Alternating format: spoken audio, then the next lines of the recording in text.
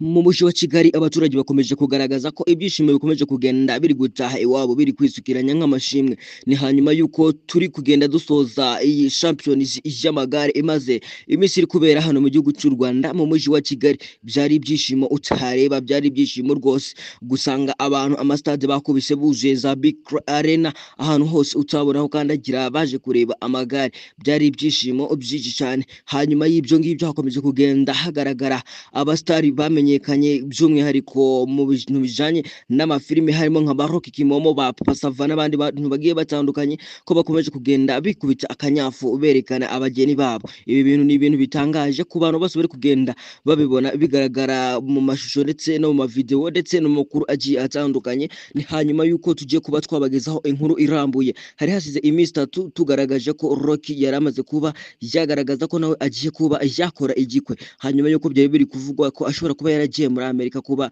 yagurayo ibyitegurwa by'ubukwe kugira ngo ubukwe bwe buzabe ari nta makemwa, mbese ari ubwa mbere hano mu mujyi wa Kigali. None kugeza kuri uyu munsi tumaze kuba twafata andi makuru yuko icyamamare cyamenyekanye muri filime nyarwanda cyangwa se mu maseries agiye atandukanye bita Papa Sava nacyo kigiye kuba cyakora ubukwe ndetse kikanatwereka umugeni w'agatangaza. Reka turebere hamwe abya makuru tuyave imuzini muzingo. Ndakwisabira kuba wanyereka ko turi kumwe ubicishije mu buryo bwo gufungura ibuto ya subscribe. Urabikora uterera, urasabwa kuba wakanda kuri iyo buto yanditseho sabone cyangwa se subscribe, warangiza nyaboneka ukarafungura kuri iyo nzogera. Ukiyikandaho bari kwereka utujambo dutatu twonyine uri buze gukanda ku kajambo gato ka mbere gahari, ubundi ube umpereje ikaze. Nimba warangije mise nguhereza ikaze kandi nkwifurije kumiza kugubwa neza ndetse kandi ibyo ukora byose bikomeze bikugendekere neza 5 kuri 5. Nyemerera nkuvire imuzini muzingo ibyaya makuru akomeje kugenda ashimisha abatari bakeya haba hano mu gihugu cy'u Rwanda ndetse no hanze yaho, dore ko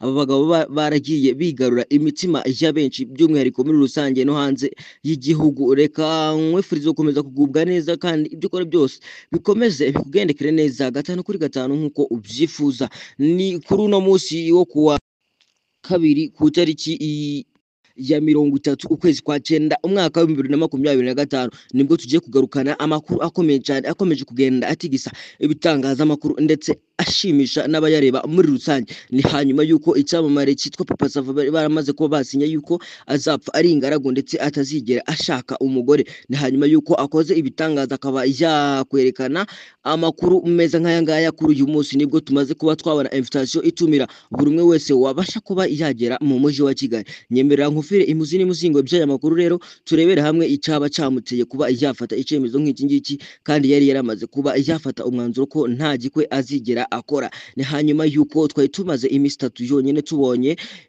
ibaruwa yewo bita Rocky Kimomo wamenyekanye mu gasobanuye wakomeje kugenda akabice bigacika hano mu gihugu cy'u Rwanda kugeza amaginga yakaba yibereye muri Amerika. Nawe hari hasize iminsi 3 yonyine tubonye ibaruwa y'igikweche ndetse haba hariho n'amatariki. Ndaza kuba nakongera kubigusubiriramo nimba utarabibonye ibyo bintu mu kanya gato kari imbere, ndibuze kuba nakunyuranyura muri ayo makuru agiye atandukanye. Hano tugiye kugenda tugaruka ku byamamare byakomeje kugenda bihindura amateka hano mu gihugu cy'u Rwanda bitewe n'impamvu nazo tugiye kuba twagaruka. Reka nguhereze ikaze. Bitunguranye kandi andi makuru akomeje kugenda agarukaho hano mu mujyi wa Kigali ndetse binatangaje cyane.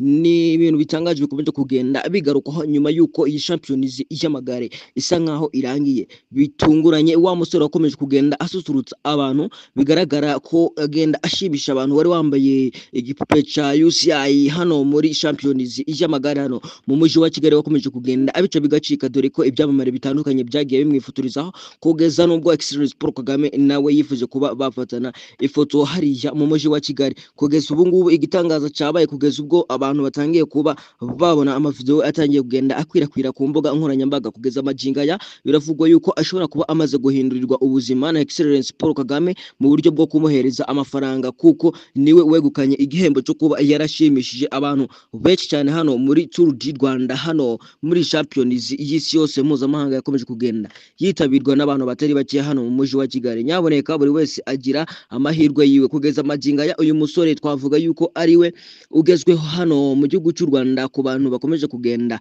bari kubica bigacika hano ku rubuga rwa YouTube ndetse n'izindi mbuga nkoranyambaga. Uyu musore ni umusore wakomeje kugenda agaragara nk'umunyadukoryo, dore ko ku rubuga rwe rwa TikTok yari asanzwe akora ibintu bigiye kumera nk'amaprank, ariko kugeza maginga yasinze ukuntu yateguye iyi content yo kuba yavuga ati njyewe kuri Tour du Rwanda ira Champions y'isi yose igiye kubera mu mujyi wa Kigali nzategura kuba nakwambara kiriya kimask. Ni ibintu byagiye biramuhira. Kugeza maginga rero ni aho buri cyamamare cyose cyari cyaje hano mu Rwanda cyatashe bafatanye ifoto, kuko ibi bintu byari ibintu byiza cyane. Niba warakomeje kugenda ubikurikirana, ndakeka utwo tuvideo uratubonye. Nemba ako kavideo utarakabonye, ndaje nkagushirire muri video muri aya makuru ari imbere, ndaje gushiremo akavideo nawe urebe ukuntu ibintu byari ibintu byiza cyane, kugeza nubwo Perezida Paul Kagame nawe yifuje kuba yafata ifoto n'uyu muntu wari wambaye igipupe. Reka nanone nkwisabire ko wanyereka ko turi kumwe kuri uyu munota wowe ukomeje kugenda uduteza amatwi, aho tujye kuba twagaruka ku makuru akomeye cyane. Nkuko natangiye mbikubwira, ibyamamare hano mu Rwanda byakomeje kugenda byifata bikavuga biti nabwo bizigera bikora igikwe. Kugeza maginga bikomeje kugenda bisohora amatangazo agiye atandukanye ndetse n'ama invitation agiye atandukanye, aho bimaze kugaragara ko bigiye kuba byatwereka inkuru nziza cyane mu buryo bwo kuba badushimisha nk'abafana babo. Ni hanyuma yuko natangiye nkubwira yuko umusore bita Rocky Kimomo we yamaze kuba yashyira hanze na invitation z'ubukwe bwiwe.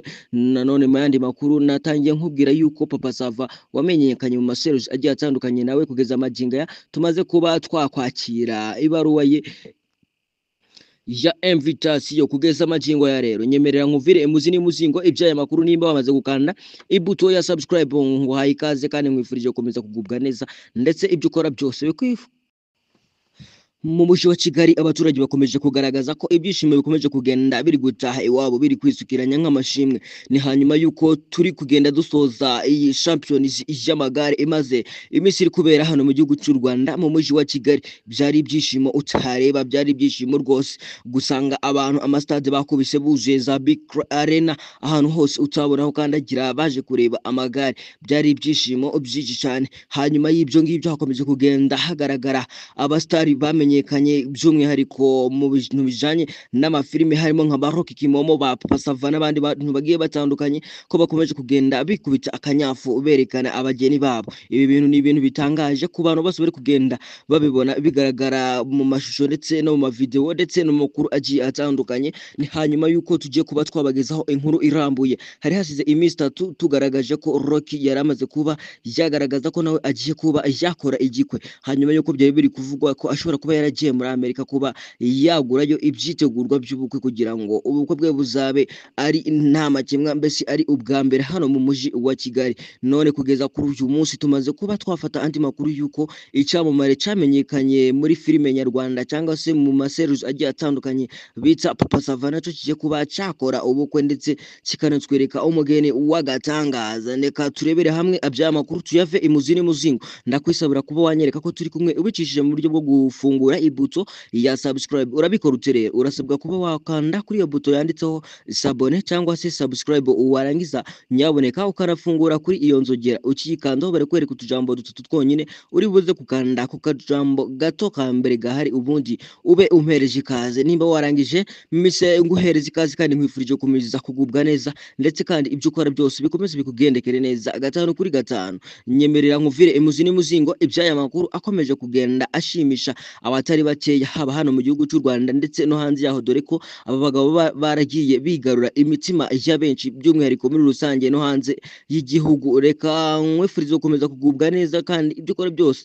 bikomeze bikugendekere neza 5 kuri 5 nkuko ubyifuza. Ni kuri uno munsi wo kuwa kabiri ku tariki ya 30 ukwezi kwa 9 umwaka wa 2025 nibwo tugiye kugarukana amakuru akomeye cyane akomeje kugenda atigisa ibitangaza amakuru ndetse ashimisha n'abayareba muri rusange. Ni hanyuma yuko icyamamare cyitwa Papa Sava baramaze kuba basinya yuko azapfa ari ingaragu ndetse atazigera ashaka umugore. Ni hanyuma yuko akoze ibitangaza akaba yakwerekana amakuru meza nk'aya ngaya. Kuri uyu munsi nibwo tumaze kuba twabona invitation itumira buri umwe wese wabasha kuba yagera mu mujyi wa Kigali. Nyemerera ngufire imuzi n'imuzingo by'aya makuru rero turebere hamwe icaba camuteye kuba yafata icemezo nk'iki ngiki kandi yari yaramaze kuba yafata umwanzuro ko nta gikwe azigera akora. Ni hanyuma yuko twari tumaze imisi 3 yonyene tubonye ibaruwa yewo bita Rocky Kimomo wamenyekanye mu gasobanuye wakomeje kugenda akabice bigacika hano mu gihugu cy'u Rwanda kugeza amajinga yakaba yibereye muri Amerika. Nawe hari hasize imisi 3 yonyene tubonye ibaruwa y'igikweche ndetse haba hariho n'amatariki ndaza kuba nakongera kubigusubiriramo nimba utarabibonye ibyo bintu mu kanya gato kari imbere ndibuze kuba nakunyuranyura muri ayo makuru agiye atandukanye. Hano tugiye kugenda tugaruka ku byamamare byakomeje kugenda bihindura amateka hano mu gihugu cy'u Rwanda bitewe n'impamvu nazo tugiye kuba twagaruka. Reka nguhereze ikaze. Bitunguranye kandi andi makuru akomeje kugenda agarukaho hano mu mujyi wa Kigali ndetse binatangaje cyane, ni ibintu bitangaje bikomeje kugenda bigarukaho nyuma yuko iyi Champions y'amagare isa nkaho irangiye. Bitunguranye wa musore wakomeje kugenda asusurutsa abantu, bigaragara ko agenda ashimisha abantu wari wambaye igipupe ca UCI hano muri Champions y'amagare hano mu mujyi wa Kigali wakomeje kugenda abica bigacika, dore ko ibyamamare bitandukanye byagiye bimwifoturizaho kugeza nubwo Excellence Paul Kagame nawe yifuje bafatana ifoto hariya mu mujyi wa Kigali. Kugeza ubu ngubu igitangaza cyabaye kugeza ubwo abantu batangiye kuba babona amavideo atangiye kugenda akwirakwira ku mbuga nkoranyambaga. Kugeza amajinga ya biravugwa yuko ashobora kuba amaze guhindurirwa ubuzima na Excellence Paul Kagame mu buryo bwo kumuhereza amafaranga, kuko niwe wegukanye igihembo cyo kuba yarashimishije abantu benshi cyane hano muri Tour du Rwanda, hano muri Champions y'isi yose mpuzamahanga yakomeje kugenda yitabirwa n'abantu batari bake hano mu mujyi wa Kigali. Nyaboneka buri wese agira amahirwe yiwe. Kugeza amajinga ya uyu musore twavuga yuko ariwe ugezweho hano mu gihugu cy'u Rwanda ku bantu bakomeje kugenda bari kubica bigacika hano ku rubuga rwa YouTube ndetse n'izindi mbuga nkoranyambaga.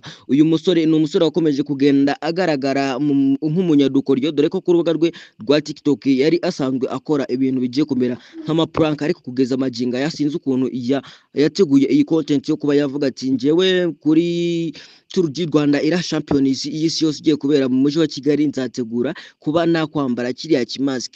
Ni ibintu byagiye biramuhira. Kugeza amajinga rero ni aho buri cyamamare cyose cyari cyaje hano mu Rwanda cyatashe bafatanye ifoto, kuko ibi bintu byari ibintu byiza cyane. Niba warakomeje kugenda ubikurikirana ndakeka utwo tuvideo uratubonye. Nemba ako kavideo utarakabonye ndaje nkagushirire muri video muri aya makuru ari imbere, ndaje gushiremo akavideo nawe urebe ukuntu ibintu byari ibintu byiza cyane, kugeza nubwo President Paul Kagame nawe yifuje kuba yafata ifoto n'uyu muntu wari wambaye igipupe. Reka nanone nkwisabire ko wanyereka ko turi kumwe kuri uyu munota wowe ukomeje kugenda uduteza amatwi, aho tugiye kuba twagaruka ku makuru akomeye cyane nkuko natangiye mbikubwira. Ibyamamare hano mu Rwanda byakomeje kugenda byifata bikavuga biti nabwo bizigera bikora igikwe. Kugeza amajinga bikomeje kugenda bisohora amatangazo agiye atandukanye ndetse n'ama invitation agiye atandukanye, aho bimaze kugaragara ko bigiye kuba byatwereka inkuru nziza cyane mu buryo bwo kuba badushimisha nk'abafana babo. Ni hanyuma yuko natangiye nkubwira yuko umusore bita Rocky Kimomo we yamaze kuba yashyira hanze na invitation z'ubukwe bwiwe. Nanone mu yandi makuru natangiye nkubwira yuko Papa Sava wamenyekanye mu maseries agiye atandukanye nawe kugeza amajinga tumaze kuba twakwakira ibaruwa ye ya invitation. Kugeza amajingo ya rero nyemerera nkuvire imuzi n'imuzingo ibyaya makuru nimba wamaze gukanda ibuto ya subscribe ngo hayikaze kandi mwifurije gukomeza kugubwa neza ndetse ibyo ukora byose